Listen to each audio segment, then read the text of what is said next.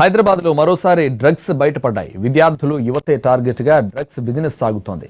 ఇద్దరు నైజీరియన్లు సహా నలుగురిని పోలీసులు అరెస్ట్ చేశారు. నార్త్ జోన్ జూబ్లీ హిల్స్ పోలీసులతో కలిసి డ్రగ్స్ రాకెట్ను టాస్క్ ఫోర్స్ పోలీసులు ఛేదించారు. నిందితుల్ని మీడియా ముందు హాజరుపరిచారు. వారి నుంచి 370 గ్రాముల కొకైన్ స్వాధీనం చేసుకున్నట్లు టాస్క్ ఫోర్స్ పోలీసులు చెప్పారు.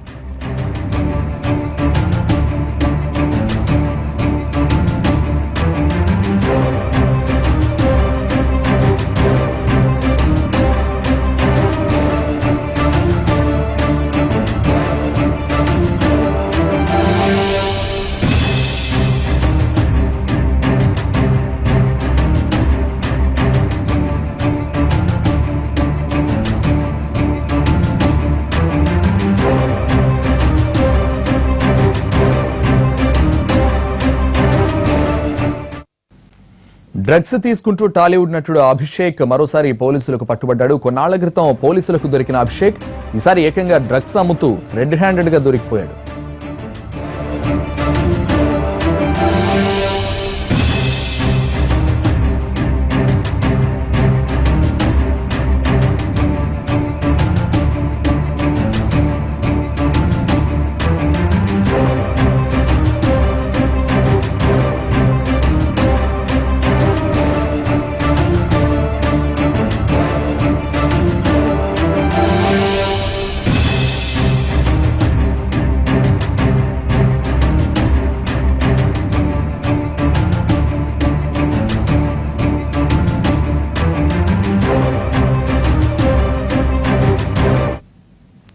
హైదరాబాద్లో డ్రగ్స్ ఎలా సరఫరా అవుతోంది, నటుడు అభిషేక్ ఎలా ఈ దందా వైపు మళ్లాడు అనే అంశాలపై టాస్క్ ఫోర్స్ డీసీపీ లింబారెడ్డితో మా ప్రతినిధి కమల్ ఫేస్ టు ఫేస్.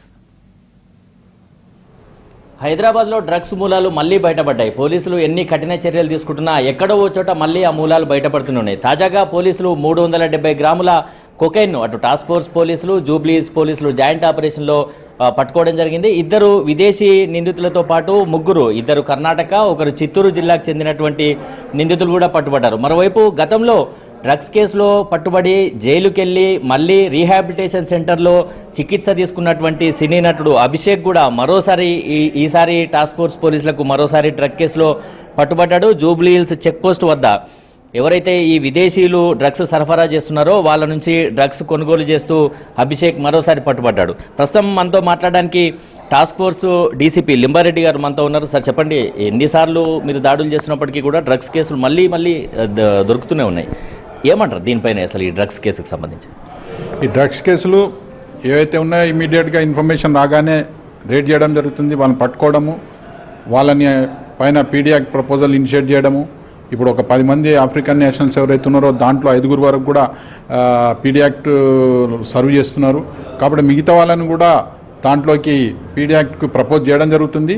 మరియు ఈ పీడీ యాక్ట్ డిటెన్షన్లో ఉన్నప్పుడు వీరిపైన తగిన ప్రాసిక్యూషన్ తొందరగా ట్రయల్ కంప్లీట్ అయ్యేటట్టు చూసి వీళ్ళ కన్విక్షన్ ఇప్పించినప్పుడు తప్పకుండా ఈ యొక్క డిటరెన్స్తోని డ్రగ్స్ ఏదైతే ఉన్నదో హైదరాబాద్కు సరఫరా చేయాలంటే ఒక భయం అనేది క్రియేట్ చేస్తామనేది ఈ రోజు పట్టుబడ్డాడు కేసులో. గతంలో అభిషేక్ అనే వ్యక్తి సినీ నటుడు అభిషేక్ గతంలో పట్టుబడ్డాడు. అతను రీహాబిలిటేషన్ సెంటర్కి వెళ్ళాడు. అయినా కానీ అతనిలో ఎందుకు మార్పు రాలేదు? ఈ ఇద్దరు నిందితులు విదేశీ నిందితులు ఎవరెవరు?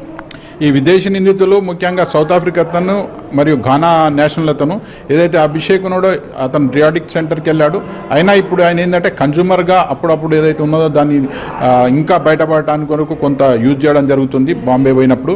అటువంటి తప్ప ఇంకా మిగతా ఎవరైనా ఉంటే వాళ్ళ మీద కూడా కఠిన చర్యలు తీసుకుంటారు. ఎట్లా ట్రాన్స్పోర్ట్ చేస్తున్నారు సార్ హైదరాబాద్కు వీళ్ళు కొకైన్ ఎట్లా ట్రాన్స్పోర్ట్ చేస్తున్నారు? ఈ కొకైన్ వాడకంలో విద్యార్థులు ఎవరైనా ఉన్నట్టు మీ ఇన్వెస్టిగేషన్లో బయటపడుతుందా?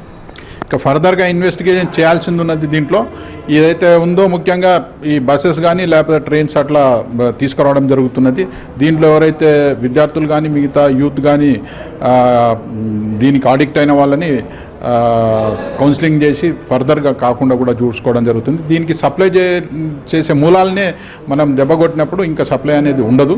కాబట్టి దాని మీద సీరియస్గా ఒక ఫోకస్గా సిపి గారు చెప్పిన ఇన్స్ట్రక్షన్స్ ప్రకారం ఫోకస్గా దీని మీద పెట్టి ఈ యొక్క ఏదైతే రాకెట్స్ డ్రగ్ సప్లై చేసే రాకెట్స్ ఉన్నాయో అన్నిటిని కూడా అరెస్ట్ చేయడం జరుగుతుంది. నిందితుల కాల్ డేటాలో ఇంకా ఎవరైనా అభిషేక్తో పాటు ఇండస్ట్రీకి సంబంధించి కానీ ఇంకెవరైనా హైదరాబాద్లో ఉన్న బిజినెస్ మెన్స్ కానీ సంపన్న వర్గాలకు సంబంధించిన వారి వివరాలు ఏమైనా ఉన్నాయా సార్ అందులో?